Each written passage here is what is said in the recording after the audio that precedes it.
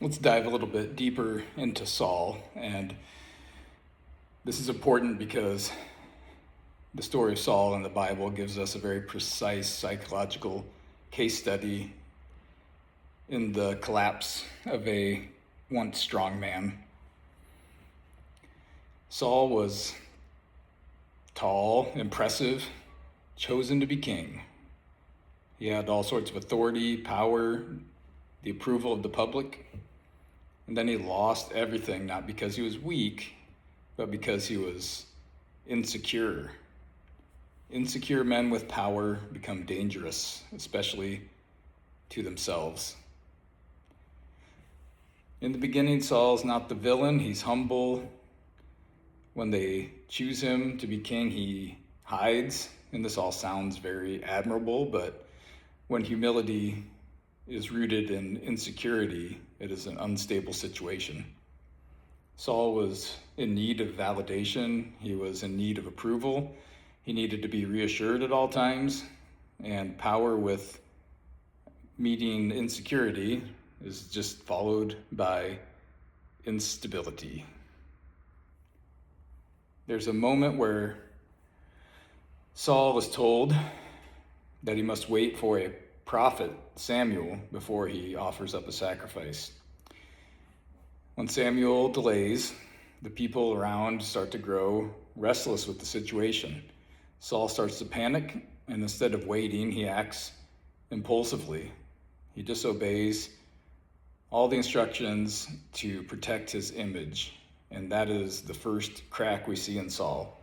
He cared more about looking strong than being obedient in the situation.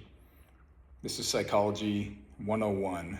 Insecure men will prioritize how people are perceiving them over principles.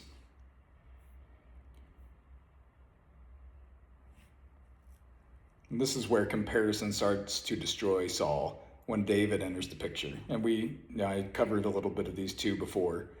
And David comes in, he kills Goliath. We've all heard that story. Afterwards, the women are singing, Saul has slain his thousands, but David his tens of thousands. This causes Saul to begin to spiral with jealousy, paranoia, obsession. He throws a spear at David, spends the next several years chasing him, and all because comparison exposed his insecurities.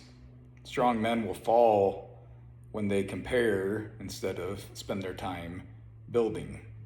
When someone else's rise feels like you are in decline, that is unstable. Now let's bring it forward to the modern man.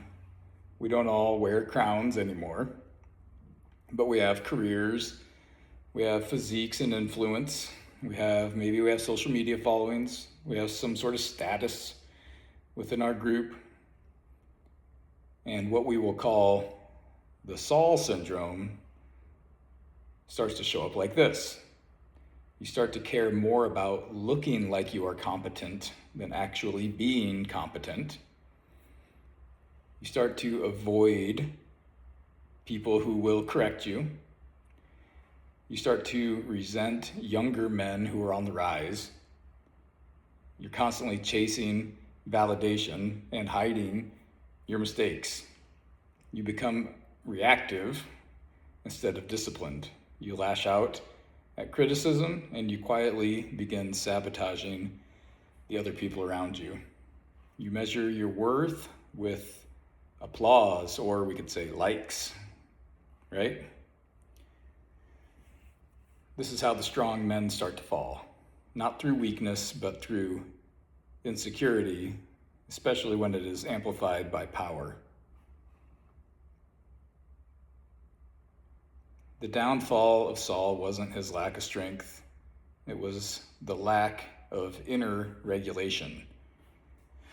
He could win battles, but he failed to govern himself. And that is the real lesson in Saul. If you cannot regulate your ego, comparison, and fear, strength becomes self-destructive, and power will only amplify your insecurities.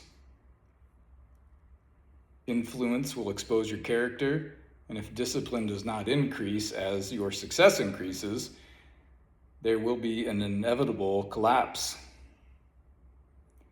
Now we can continue comparing these guys. David, he would go on and sin later, and there's other videos discussing David. But when David was confronted, eventually, he decided to repent. When Saul is confronted, he continues to deflect, blame, rationalize, and that is the final dividing line. Strong men don't fall because that they fail. They fall because they refuse correction. The psychology of Saul becomes pretty simple, and think about yourself and maybe some ways you could avoid this. But insecurity plus power plus comparison plus no one correcting you equals a big collapse. If you're out there gaining strength, influence, and authority over others, then you must be increasing your humility and your discipline. You must invite people that will correct you. Train your body, guard your ego. With our bear metaphor, the bear doesn't live in the appetite, it lives in the insecurity. So, be careful.